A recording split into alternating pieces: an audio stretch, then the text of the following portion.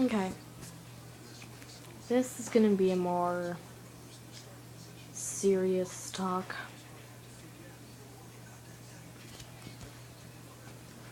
I'm from the town of Exeter. I mean, my town has a lovely reputation, but we've had a lot of problems.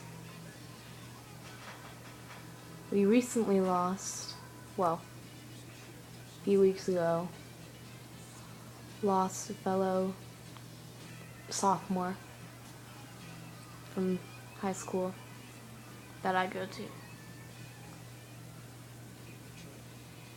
He's not the first from our class to be gone. Connor Ball was the first. He was from Brentwood, though. Still impacted everyone. Both of them were happy and, athletic, smart, funny.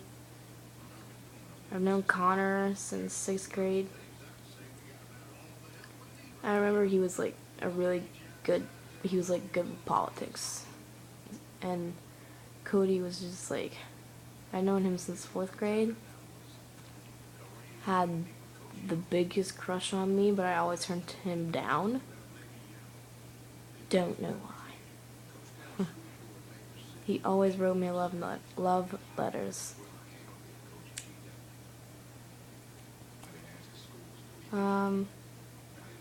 We will never know, why they chose to do what they did. Cody was the last person that I ever thought would do that. In my English class, he looked so, happy. He always laughed and, didn't take things too seriously. That was just him. And, Connor, no one saw that coming. I only heard that he was bullied on the bus by a few people. Not going to name names, obviously, but I do know who they are. And,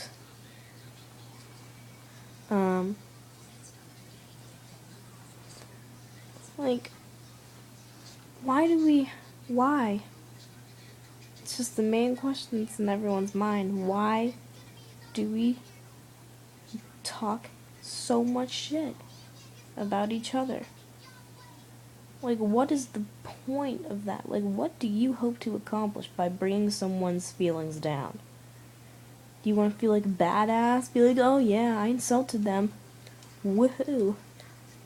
Yeah, whoop-de-doo for you. You just lowered someone's self-esteem. Good freaking job, dude. And then, you shouldn't feel happy about yourself after doing that. I know I wouldn't. If I hurt someone's feelings, I feel genuinely bad. I can never bully someone. And I don't know why we, how someone in our grade, or, how someone can be pushed to their absolute limits as to kill themselves. I don't know how that's possible. I might know, given,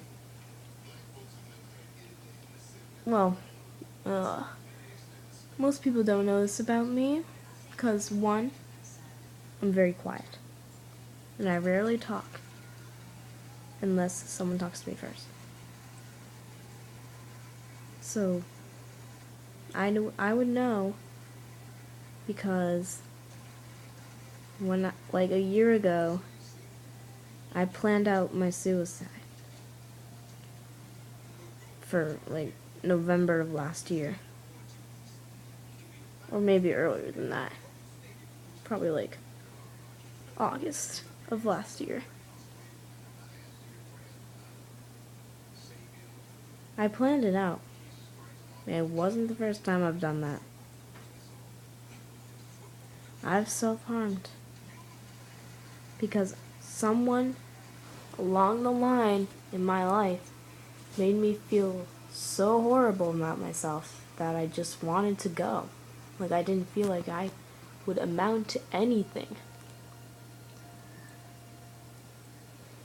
I even, like, wanted to be checked in to, like, a mental hospital. Because I knew that was the only way I wasn't gonna do it.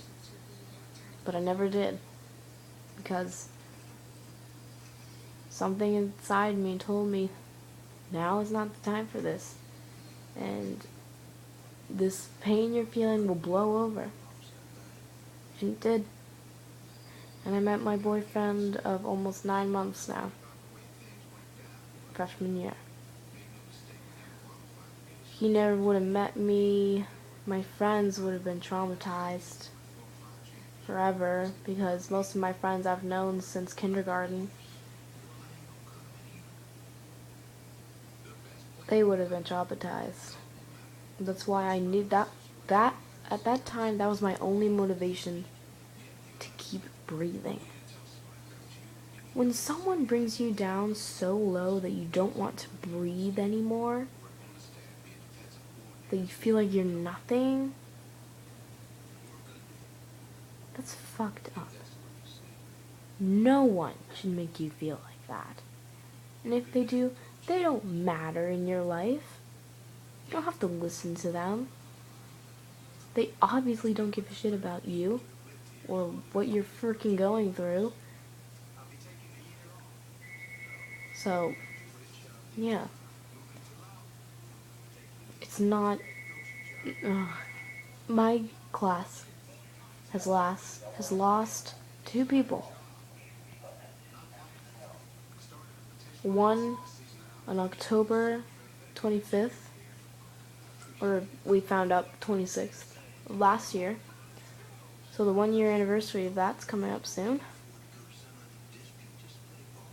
And then there's Cody, who left us last month on 9/11.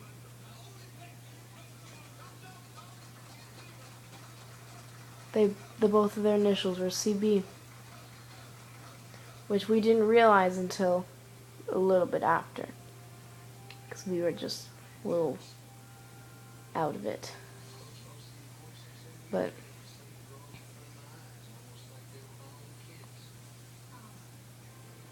I don't get why we do it.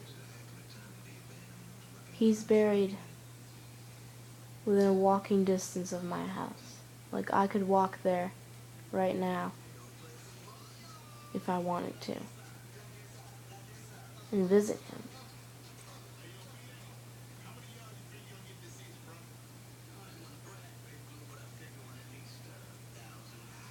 I just remember 4th grade.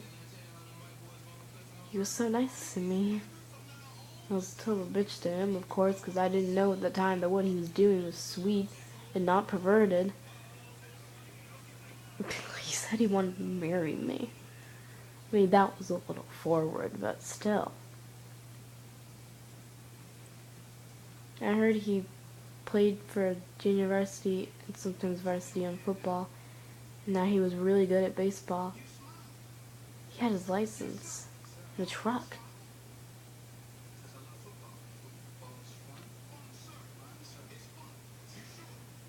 And Connor had a little brother. When I was at my friend's house, who lives right next door to him, we played manhunt with them. Connor, his little brother, and his few friends. I kept saying Red Robin to get them to talk. And then he left. So basically, we can't prevent suicide completely. If someone really just wants to end it all, they will find a way, and they don't care what anyone says. It's true, though. The minute you're gone, the minute your eyes start to glaze over, No more worries. No more homework. No more teachers. No more parents. No more stress. No more judging. It's the only thing I'm curious about. What happens when your sight goes black? What happens when you pass? Where do you go? Is there really a heaven? Is there really a hell? Do you just stay there as a ghost? So you can't prevent it fully.